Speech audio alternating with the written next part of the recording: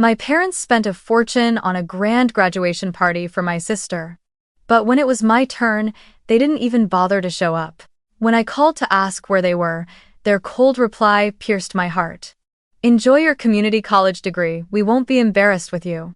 I just smiled and sent them a photo of me holding a $2.5 million check from my university partnership. They started calling nonstop. "Hi, my name is Angela Hart. I was born and raised in a middle-class family in Sacramento, in a pale yellow two-story house with a wooden fence around it and an old lemon tree standing in the corner of the yard." From the outside, everything looked picture-perfect. My father was a banker, my mother an elementary school teacher, and their income was just enough to cover our lives and even save a little for occasional weekend trips. Neighbors often said we were the ideal family. Kind parents, 2 obedient daughters, and good grades at school. But only those who lived inside that house knew the truth that the scales of affection always tilted to one side, and that side was never mine. My younger sister, Kate. From the moment she could babble, she became the center of the family. My mother would carry her into the living room, hand her a toy microphone, and let her sing a few nursery rhymes before smiling proudly and saying, "She really has an artistic gift." My father would record it on video, send it to relatives and friends, and add, "Our youngest daughter is a little star."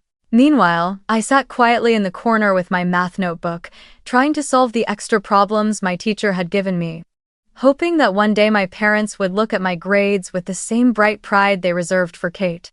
But the only words I ever heard from them were, "Angela, just focus on your studies, don't brag." That sentence became the refrain that haunted my childhood. Whenever guests visited, my mother would call Kate out to perform, sometimes with her toy guitar, sometimes drawing a few flowers with colored pencils. Everyone clapped, and my parents beamed with pride. And me? I was never once called out to show my straight-A report card, nor did I ever hear them tell friends that their eldest daughter had just finished 3 books in a week. I became a shadow inside my own home, a shadow constantly reminded, "Don't be a bother, don't show off." The favoritism wasn't only in words. It seeped into every small material thing in life. Kate had her own wardrobe filled with new dresses in the latest styles, while I wore hand-me-downs from relatives. My parents always found a way to justify the imbalance. They said Kate had special talents that needed nurturing. They told me I was already smart enough and didn't need anything extra. The reasoning sounded logical, but deep inside I knew it was just a way to legitimize putting the two of us on unequal scales. I never dared to fight back, because whenever I hinted at a comparison, the answer was always, "Angela, don't be selfish. You have to give in to your sister." So I stayed silent, poured everything into my studies, and believed that if I became good enough, one day those scales would finally tip toward me. But the scales never shifted. When Kate entered high school, she was given a real guitar and private music lessons. I wanted to join an advanced math program at school, but when I asked, my father only frowned and said, "That class costs money, Angela. You can just teach yourself." So I went to the library, borrowed books, and spent hours working through each problem on my own. I felt like someone walking a dark road without a lamp, relying only on sheer willpower to keep moving forward. There were nights when I sat by the window with a book, listening to the bursts of laughter from the living room where Kate and my parents were. They would watch recordings of Kate's performances at school, commenting, praising, and discussing her bright future. Meanwhile, I sat quietly, not even asked how I did on that day's test. In those moments, my heart clenched tight, but I had grown used to swallowing every feeling, used to telling myself, "Just get better, and one day they'll see." Oh well. I still remember vividly the morning of my 16th birthday, that age every girl dreams of celebrating with a special party, sweet wishes, and a warm dinner with family. I had planned it for months. I would wear the blue dress I saved up to buy from my part-time job, go with my parents and Kate to the small lakeside restaurant I had long dreamed of, blow out candles, and take pictures together.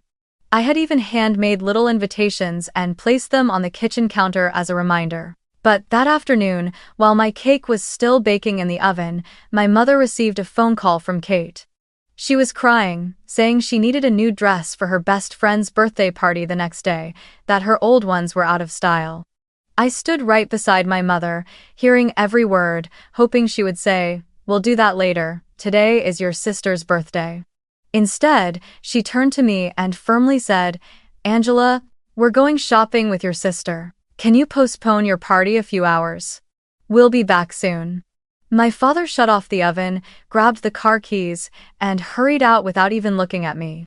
I stood in silence, the scent of cake slowly turning into a bitter burn, and the sound of the door slamming behind them cut through me like a cold knife.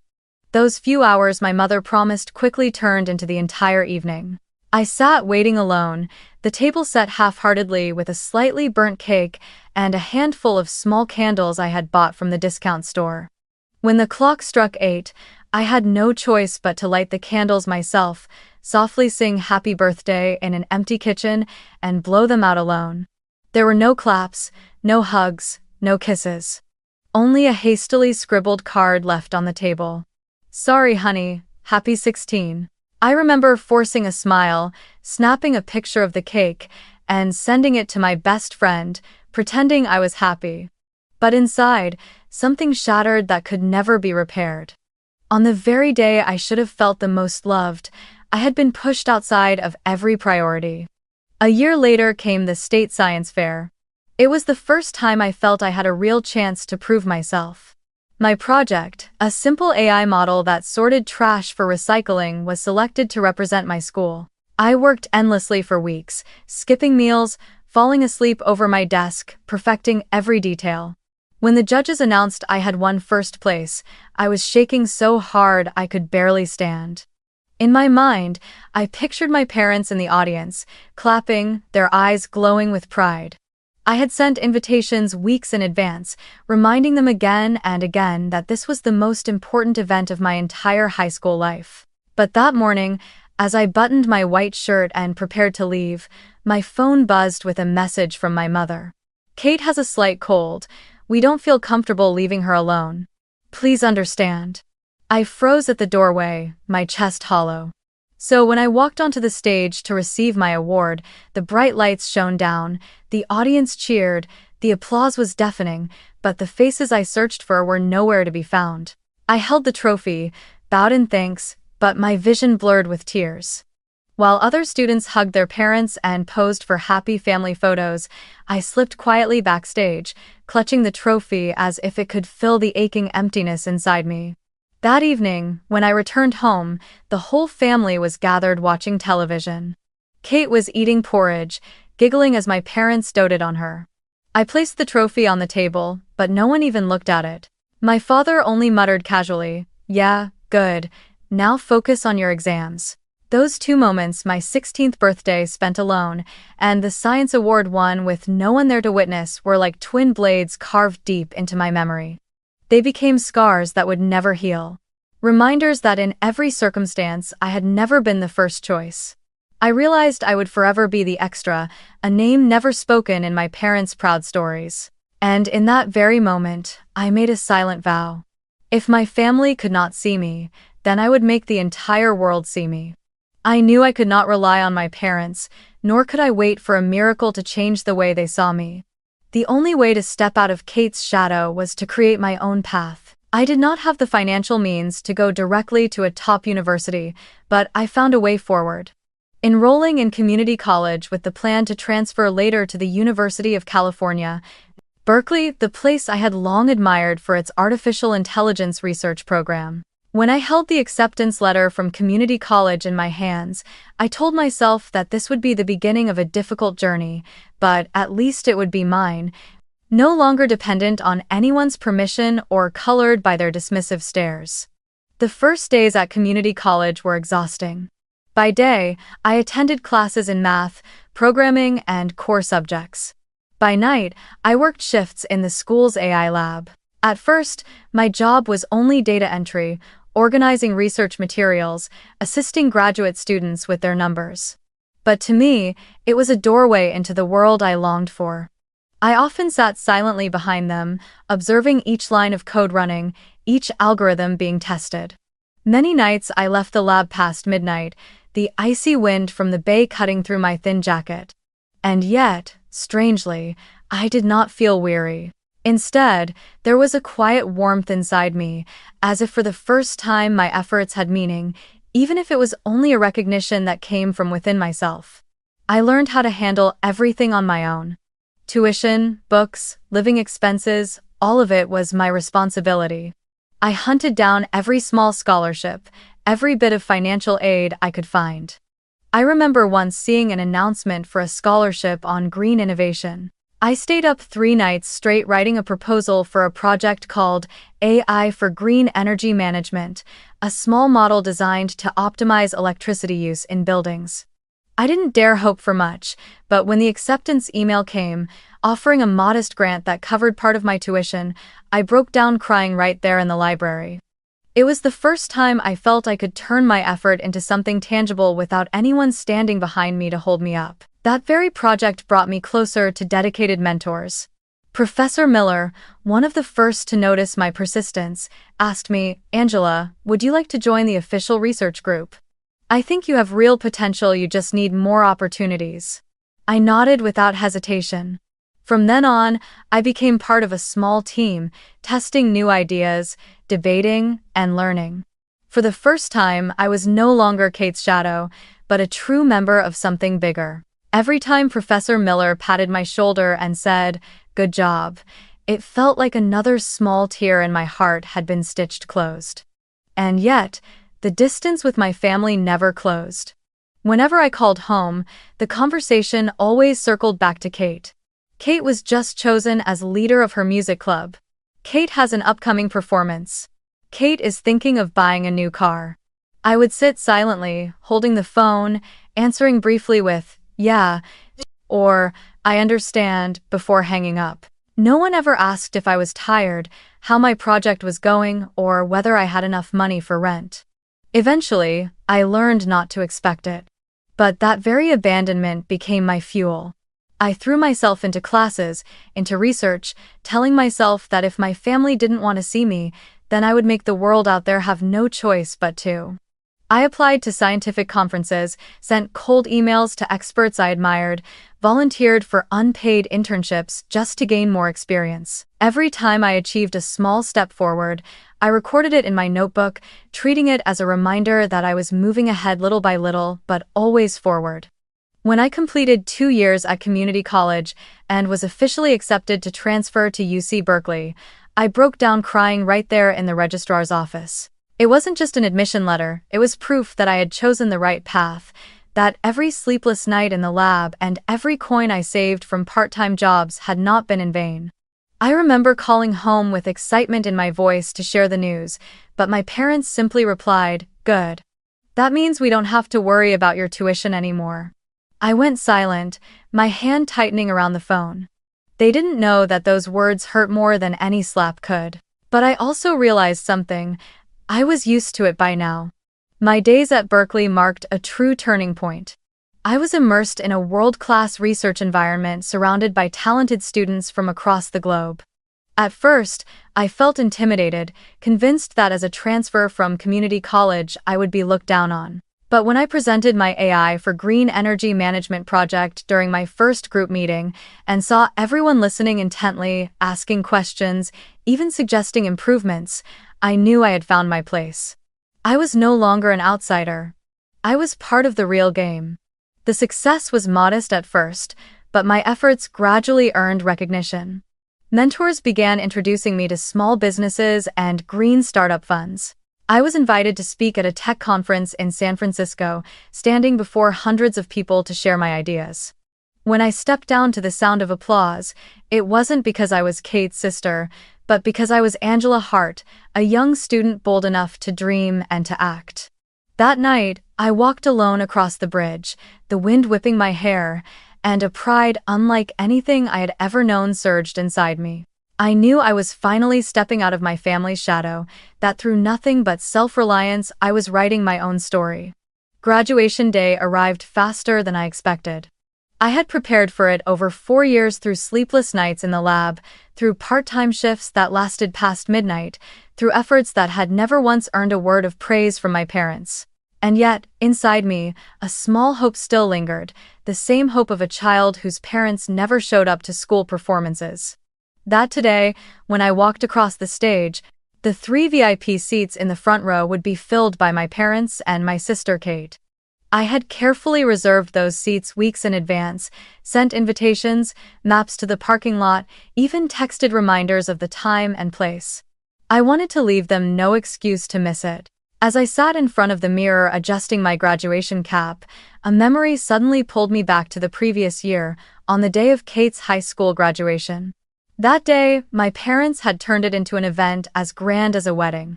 They rented a luxury hotel in downtown Sacramento, built an outdoor stage, and invited nearly the entire extended family and their friends. Fireworks lit up the sky, a live band played all night, and even local reporters showed up to cover it. Kate wore a white dress and walked out like a star, while my parents moved proudly from table to table, introducing her. "This is our golden daughter, she will bring glory to our family." I still remember standing in the corner of the ballroom, wearing a simple dress I had bought with my own part-time earnings, holding a glass of water, trying to blend into the crowd while feeling utterly hollow inside. No one noticed me, as if my very existence was nothing more than a backdrop for Kate's brilliance. Thinking about that, I sighed and told myself, today will be different. I believed that no matter how biased my parents were, a graduation ceremony was something they could not possibly miss. But that morning, just as I had finished getting ready, my phone buzzed. I opened it to see a short message. "We don't want to be embarrassed by a community college degree. Just enjoy it yourself." I stood frozen in my small rented room, the graduation cap trembling in my hand. I read the words again and again, hoping I had misread them, but each letter stabbed coldly into my heart. I was used to favoritism, used to neglect, but in the most important moment of my life, they still chose denial and worse, contempt. Tears threatened to fall, but I bit my lip hard. I had promised myself that no matter what happened, I would not cry today. I walked into the campus, surrounded by laughter and the colors of flowers. Students were everywhere with their families, carrying bouquets, balloons, and cameras. Mothers hugged their children tightly, fathers patted their shoulders with pride. I clutched my bag close, forcing my steps to stay steady. As I passed the VIP row, my eyes went immediately to the 3 empty seats. A small white card labeled Heart Family had been blown to the ground by the wind. I bent down to pick it up, placed it carefully back on the chair, and sat upright. That small gesture felt like my way of resisting the wave of disappointment that threatened to pull me under. The music began, and the ceremony started. One by one, students' names were called, each followed by thunderous applause from the family section. I watched as my friends embraced their parents, exchanging vibrant bouquets of flowers. Andrew, my lab partner, walked up beaming as his whole family leapt to their feet, clapping wildly. Maria, my closest friend in the program, received a bouquet nearly as tall as she was from her mother, whose face glowed with pride. And then there was me, sitting quietly, eyes avoiding the stares that occasionally drifted toward the 3 empty seats in my row. As the ceremony drew toward its close, the silver-haired dean stepped onto the stage. His warm, resonant voice filled the microphone, reflecting on the achievements of the class and the hard work of the students.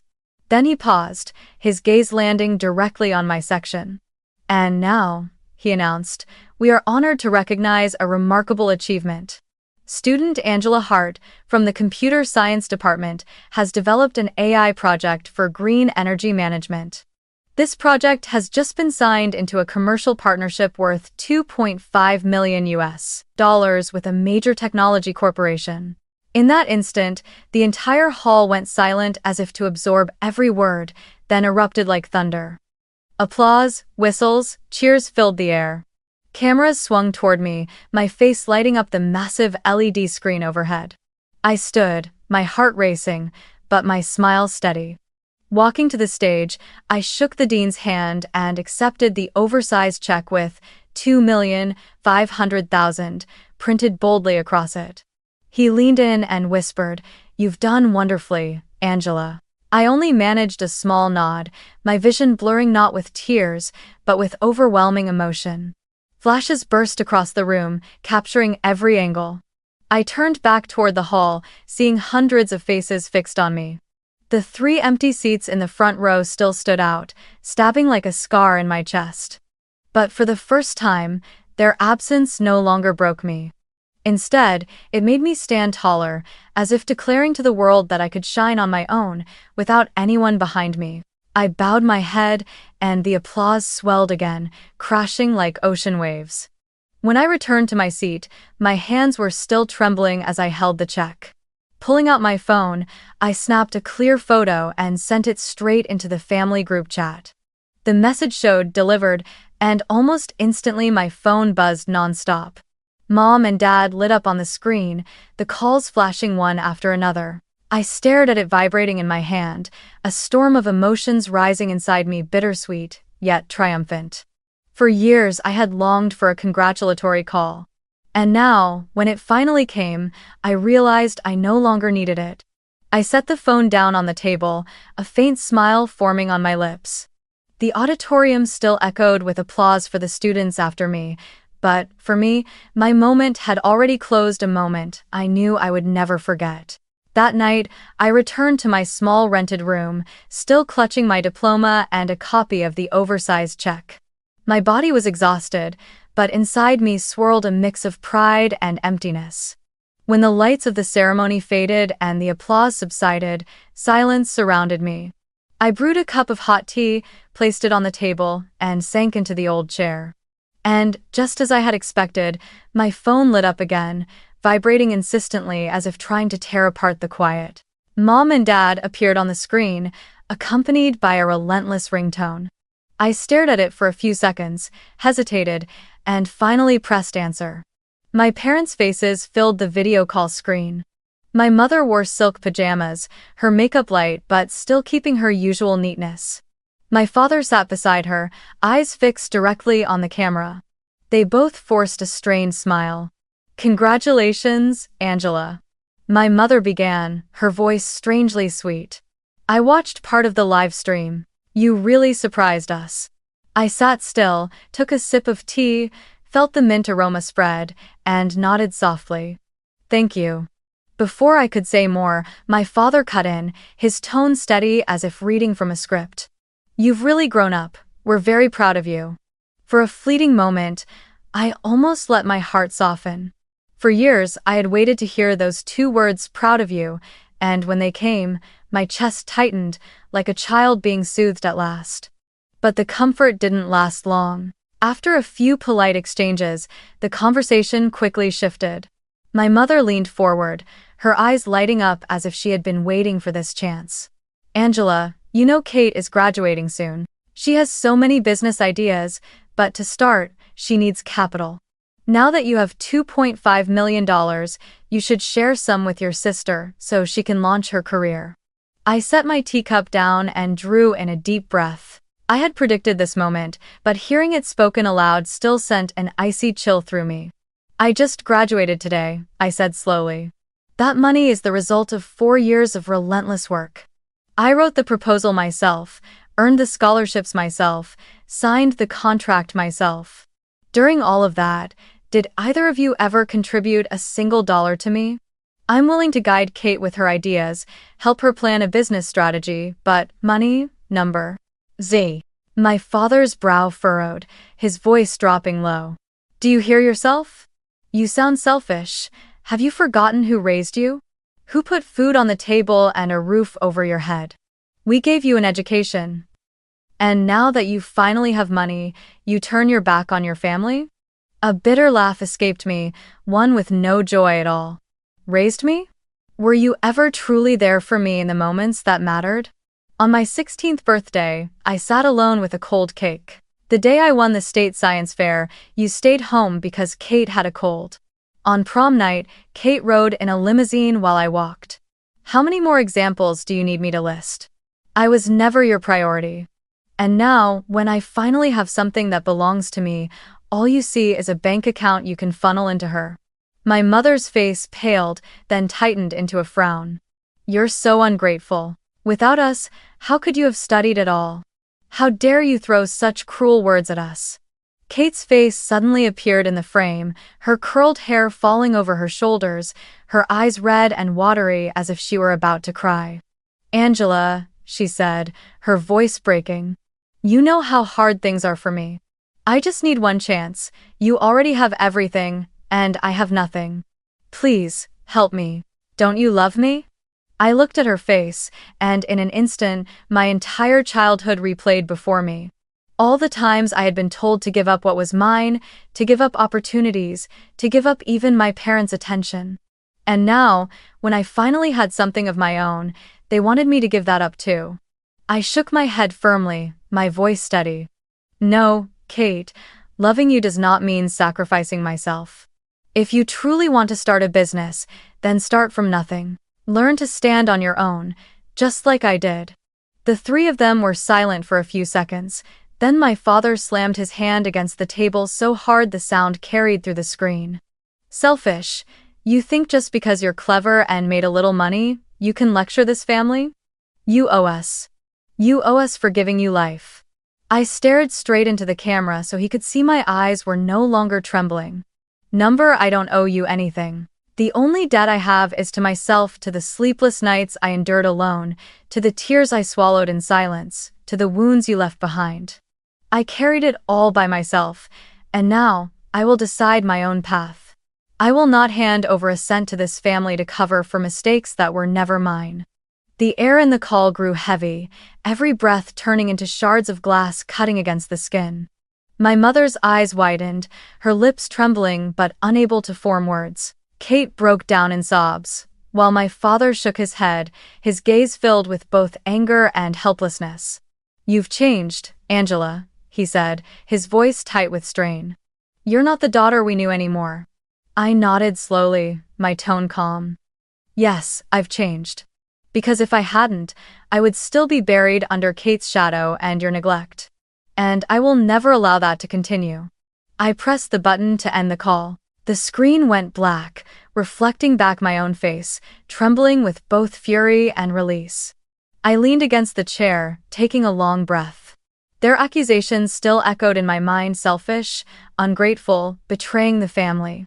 But deep inside, I knew I had done the right thing. For the first time in my life, I had drawn a clear boundary. I owed them nothing. I was no longer the obedient shadow who accepted unconditional sacrifice. I was myself, and I had the right to hold on to what I had earned. That night, I sat watching the distant San Francisco skyline, the lights flickering like 1,000 stars.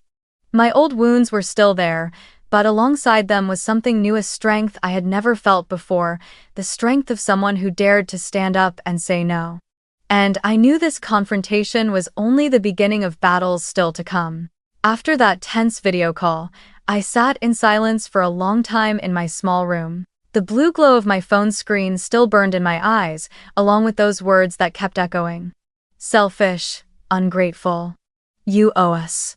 I had heard them so many times, from childhood up until now, but this time they no longer crushed me. Instead, they made me see the truth. If I didn't set boundaries, if I didn't finally say everything out loud, the cycle would never end. They would keep calling me ungrateful every time I refused to sacrifice for Kate, and I would forever be their puppet, strings pulled at will. I could not live that way anymore. I opened my laptop, the screen lighting up the quiet room. I placed my hands on the keyboard, my heart pounding. I knew that once I pressed send, there would be no turning back. But I also knew that if I stayed silent, I would only prolong the suffering. I drew a deep breath, then began to type. The words poured out freely, no longer tangled, as if they had been waiting inside me for years. Dear Mom and Dad, I began, first of all, I want to thank you for giving me life and raising me. I will never deny the debt of being born, and I will always be grateful for that. But there is something I have held inside for too long.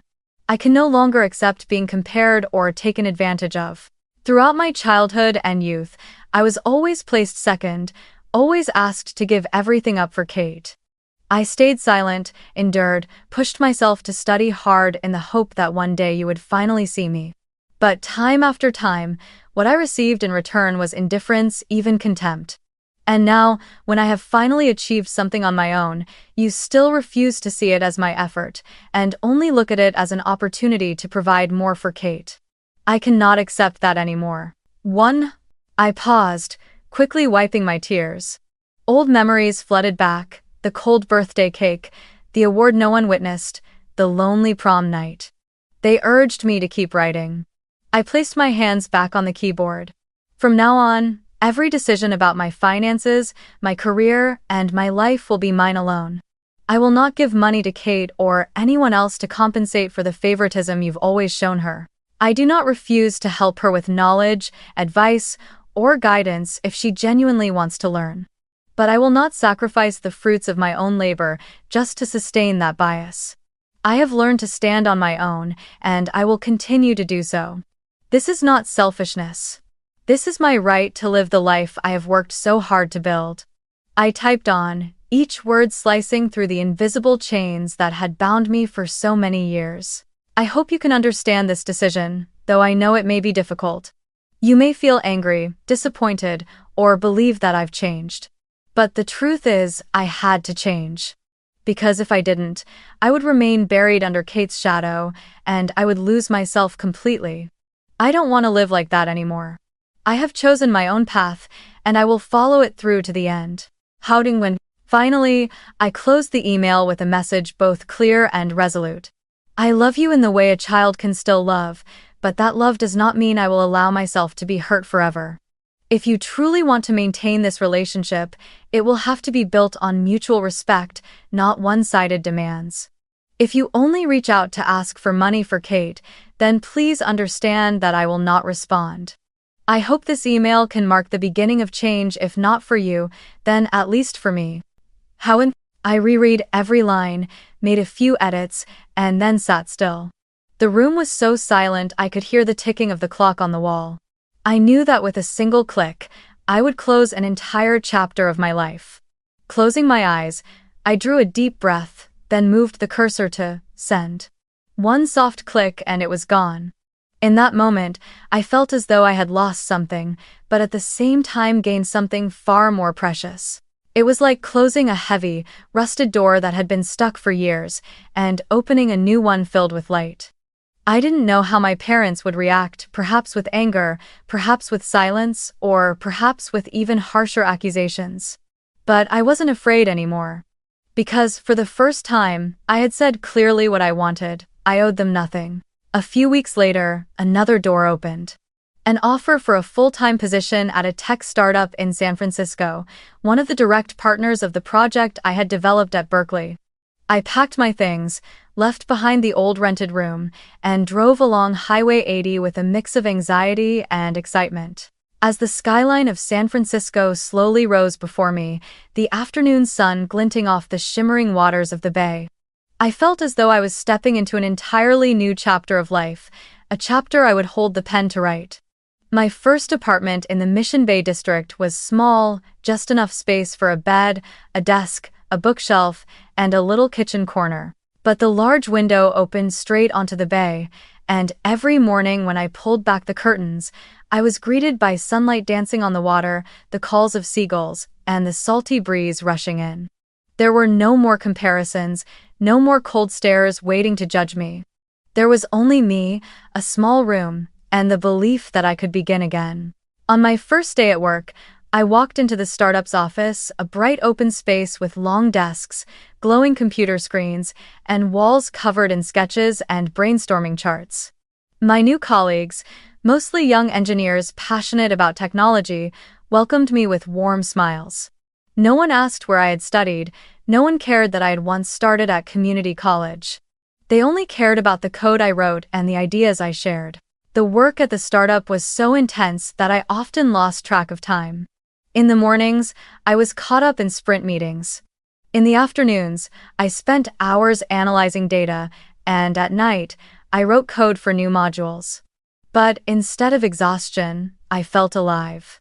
Each time an algorithm ran successfully, Each time an idea of mine was accepted for testing, it felt as though I was laying down one more brick for the future I was building. Outside of work, I found another meaningful pursuit, mentoring a group of high school girls who loved STEM. At first, I only planned to attend a few sessions to share my experiences, but the more I became involved, the more joy I found in watching them stumble through their very first lines of code, or seeing their eyes light up when a small robot they had built actually moved. One of the girls once asked me, "Angela, have you ever been afraid you weren't good enough?" I smiled, held her hand, and answered, "I used to feel that fear every single day. But then I realized fear doesn't stop you from moving forward. The only thing you need to do is to keep going." Little by little, I built a new family around me. This family wasn't bound by blood, but by choice. Colleagues who stayed late at night to help me fix stubborn lines of code, young students who looked at me with admiration. New friends in San Francisco who invited me to run along the bay every weekend. They didn't demand my sacrifice, they didn't compare me to anyone else. They accepted me fully, exactly as I was. In the evenings, after work, I often sat by the window of my apartment, watching the city lights shimmer on the water, listening to the steady rhythm of the waves. I no longer thought much about my parents or Kate. The accusatory calls, the words ungrateful and selfish, had become distant echoes, fading into the background. In their place, I felt a fullness of freedom. The freedom to choose my own path, the freedom to keep what I had earned, the freedom to live without needing my family's validation.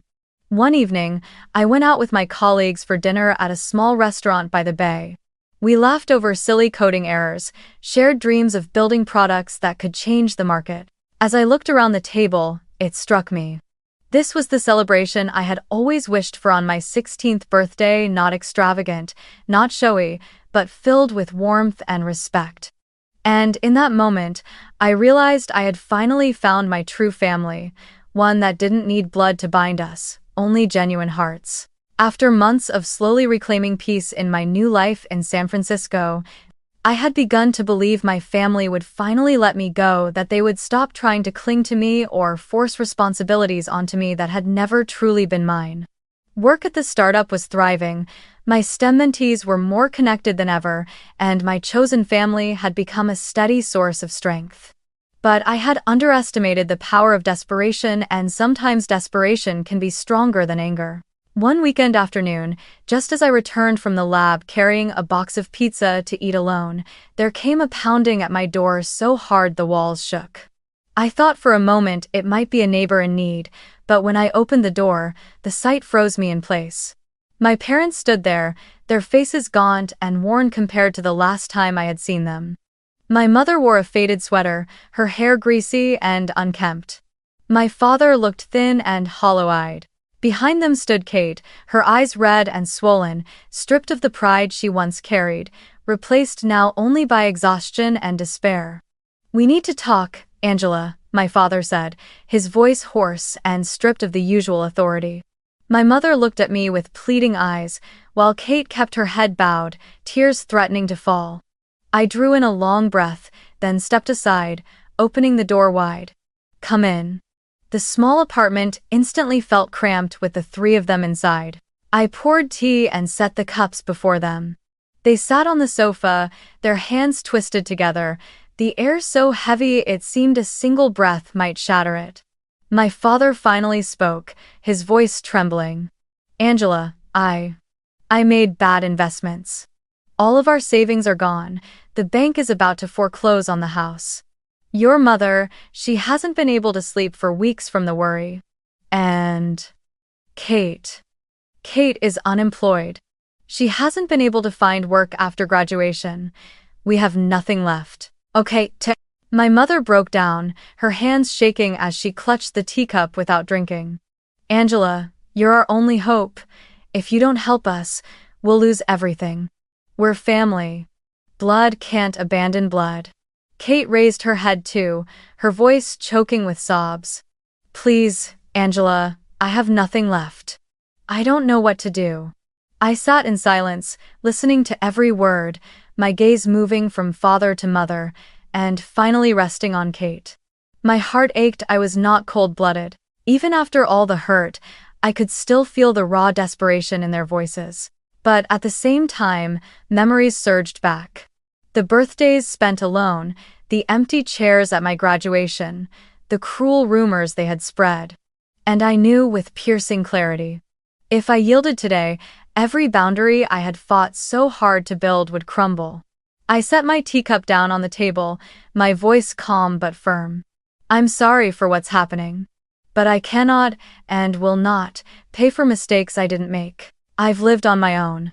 I've built everything I have today with my own hands. I was dismissed, abandoned, treated like an outsider for years. And now, when I finally have a measure of success, I'm being asked to sacrifice it all to fix the family's failures. I won't do it anymore. My father's face tightened, his words cutting. Angela, how dare you turn your back on your own blood? Do you think your money will protect you forever? People will laugh at you when they learn you abandoned your family. My mother's voice rose to a scream. You're an ungrateful daughter. No one does this to their parents. Kate collapsed into sobs, falling to her knees at my side. Please, Angela, I can't take this anymore. I'll die if you don't help me. I drew a long breath, then stood up and walked to the door. I turned the lock and pulled it open, letting the hallway air rush into the apartment. Looking back at them one last time, I spoke with steady clarity. I'm not turning my back, I'm holding my boundary. I don't owe you, and I don't owe Kate. I owe only myself, my effort, my wounds, all the burdens I carried alone. I hope you can understand, but if you don't, then there is nothing more to say. In that moment, the room seemed to split apart with the weight of contradiction. My father's face flushed red, so enraged he could no longer find words. My mother clutched her chest, trembling, her eyes burning with fury. Kate's sobs grew louder, echoing in the small apartment. I stood at the open door, one hand resting on the knob, as steady as an unspoken declaration. The conversation was over. At last, my father pulled my mother to her feet, his voice low and seething. You'll regret this, Angela. One day, you'll realize you have no one left. My mother only wept, casting me a look as sharp as a blade. Kate stumbled after them, still choking on tears. I didn't respond. I only held my calm gaze, silently watching them leave. When the door closed and their footsteps faded down the hall, the apartment fell back into quiet. I leaned back against the door and let out a long breath. What I felt wasn't triumph, but a deep sense of release. I knew I had just cut the last cord tying me to them. There was no going back. And strangely, instead of fear, I felt lighter, as if I had finally set down a burden I'd been carrying my whole life. That night, I sat on the balcony, watching the city lights shimmer across the surface of the bay. I sipped my tea, listened to the distant waves, and felt a calmness inside. My blood family had rejected me long ago, and now they had sealed the last door themselves. But I wasn't alone. I had my job, my friends, my students who looked at me with bright eyes and called me Miss Angela. I had another kind of family, the family I chose, and that family had never let me down. After that confrontation in my apartment, I thought everything was over. I had drawn my boundary, I had opened the door and shown them out, leaving behind a silence that was final. I believed that from then on, they would give up, that they would finally accept the truth that I was no longer their backup bank to rescue them from their mistakes. But I was wrong. When they couldn't move me with tears or pleas, they chose another weapon, slander and destruction. The first rumor came from an aunt in Sacramento.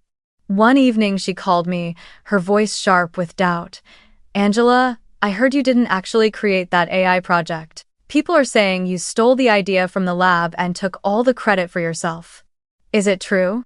I froze, my hand gripping the phone so tightly it hurt, my whole body going cold. She didn't say exactly who people were, but I knew. No one else could have planted that but my parents and Kate. In the days that followed, the rumors spread faster than I ever imagined.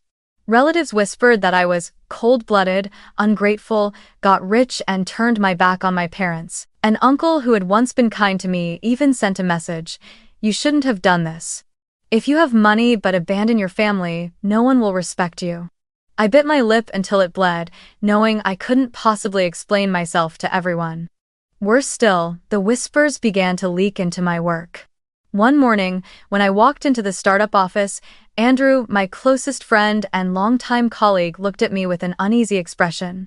"Belle," he said quietly, "I heard some people outside saying your AI project wasn't entirely your own, that you used lab data and then took private money from the company.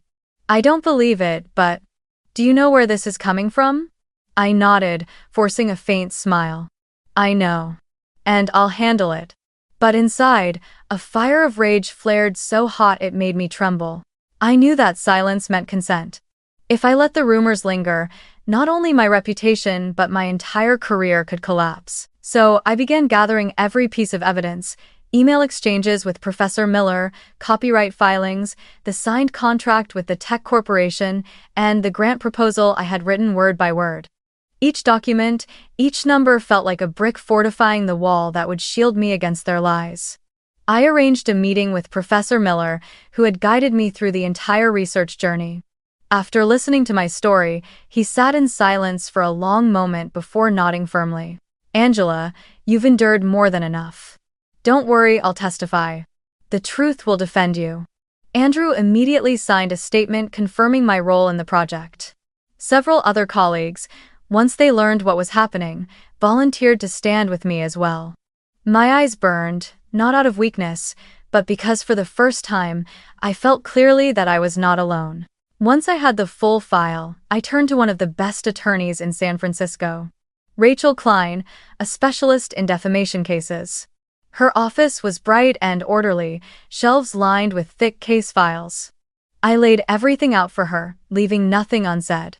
Rachel listened intently, occasionally jotting notes, then looked me in the eye and said, "What they've done meets every condition for defamation. Angela, you're not only protecting yourself, you're sending a message that the truth cannot be twisted. I'll represent you." Hearing those words, I felt a weight lift off my shoulders. The lawsuit was filed, and it quickly drew public attention. Local media called it an unprecedented family war. Daughter sues parents and sister for defamation. Reactions flooded in. Some criticized me. "They're still your parents. How could you drag them into court?" But many more messages came from strangers sharing their own stories, how they too had been victims of favoritism and manipulation, and they told me they stood with me in my fight for justice. On the day of the hearing, my heart pounded like a drum. The courtroom was packed: reporters, colleagues, even a few relatives. My parents sat on the defendant's side, Kate beside them, her face pale. They had hired a young lawyer who tried to argue that Angela's success was built on the foundation her family provided, on their early support. But when the judge asked, "Do you have any evidence that she stole ideas?" the room fell silent. My father stammered, We heard it from acquaintances, we suspected." The judge's brows furrowed. "Suspicion is not evidence." On my side, a line of witnesses stood ready. Professor Miller took the stand first, his voice steady and resonant. "This AI project originated from Angela's idea. I oversaw every step. She worked relentlessly for years, and every dataset, every algorithm was built legitimately by her. There was no theft here." Then Andrew came forward, his tone firm and unwavering. "Without Angela, our team would never have come this far. She was the leader, she was the heart of the project." Hearing their words, I wanted to cry and to scream all at once.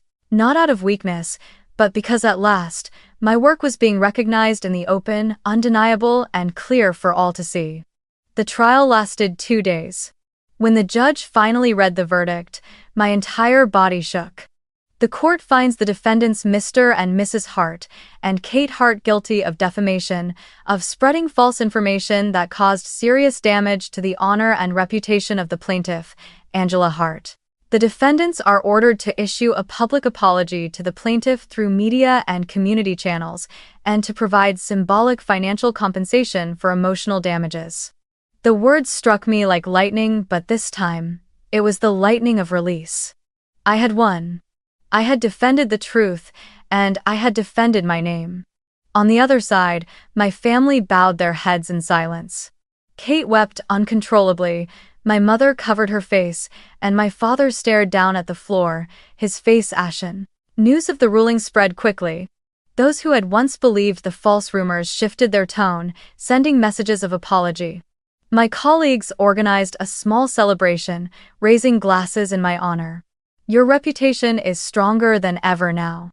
I laughed, and for the first time in months, it was a laugh that came from deep within.